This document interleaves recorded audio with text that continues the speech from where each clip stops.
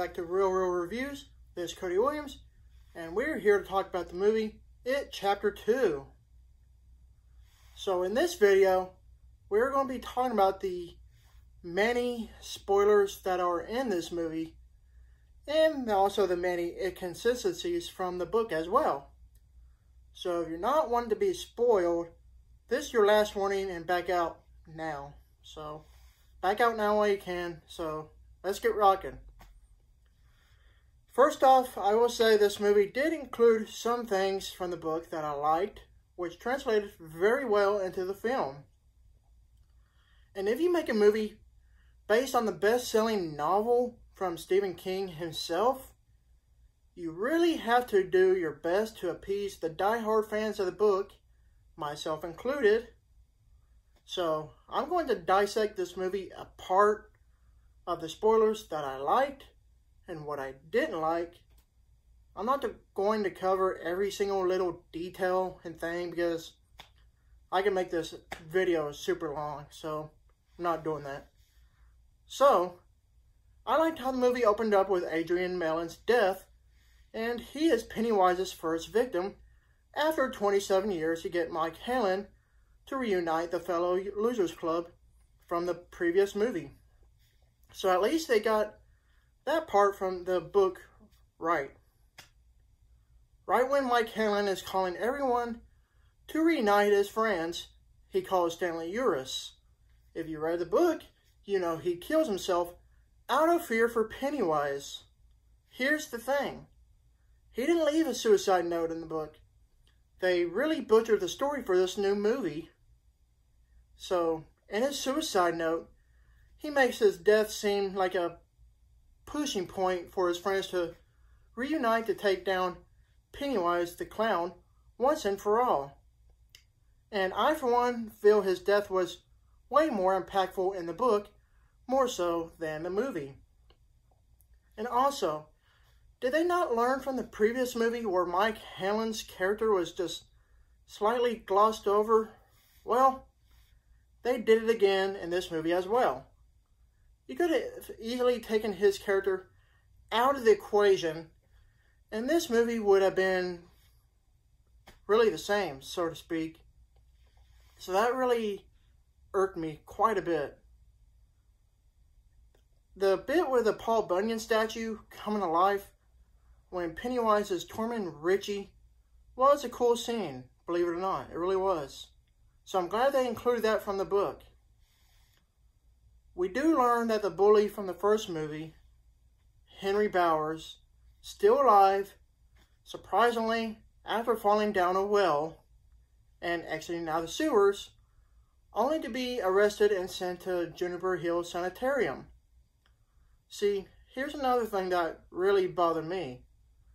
We get a character swap from a dead Belch Huggins to a dead Patrick Hockstetter that was influenced by Pennywise to help him escape from the sanitarium. And they didn't have the dog head bit like the book in the 90s. I did like how the ritual of Chute was included from the book into the movie. The ritual is done in order to get rid of Pennywise the Clown for once and for all. So in the book, the ritual was done in an interdimensional macroverse with a guidance from Pennywise's ancient enemy, Maturin the Turtle. And did we get any of that in the movie? Nope. Not one bit. That was actually one thing I was really looking forward to seeing. In a flashback sequence that takes place back in 1989, we are in an arcade setting. We see Street Fighter as a game, and right beside it, we see a Mortal Kombat cabinet right beside it. See, I know for a fact that Mortal Kombat didn't release until 1992, so good job to the people that made this movie, couldn't get their time period material right. So, yeah. Right before the final battle with Pennywise, he torments all of the members of the Losers Club, making them encounter their deep and darkest fears.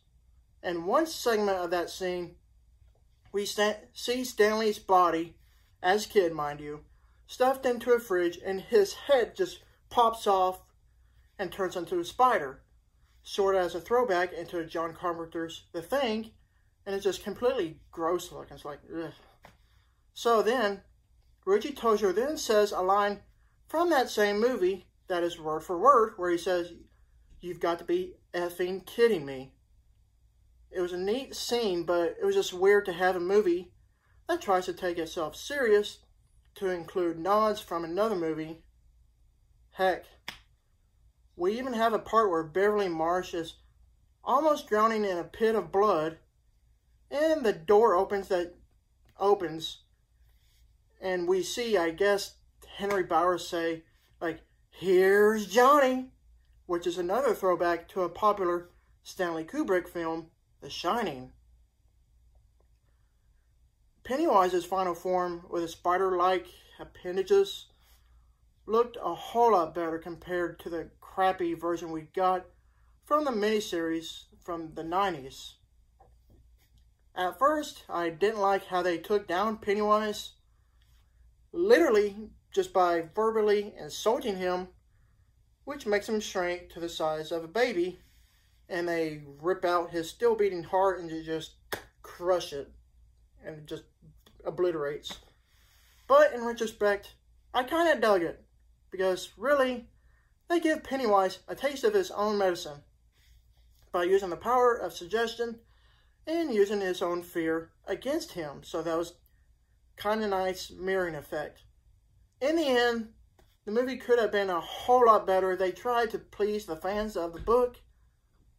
I get that you can't include everything from the book, but they could have gotten majority of it without having to mess up the character development segments and just character swaps. Well,